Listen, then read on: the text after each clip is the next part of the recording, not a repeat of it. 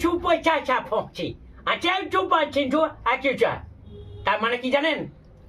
আইটু বলছি আইটুরা চুপি কাঞ্চি পচিয়া চীনাদের ভাষা হচ্ছে চয়ের অংশটা বেশি চ চ দেখবেন চ চ চ চিং চং পাং চিং চিং চাং বলে।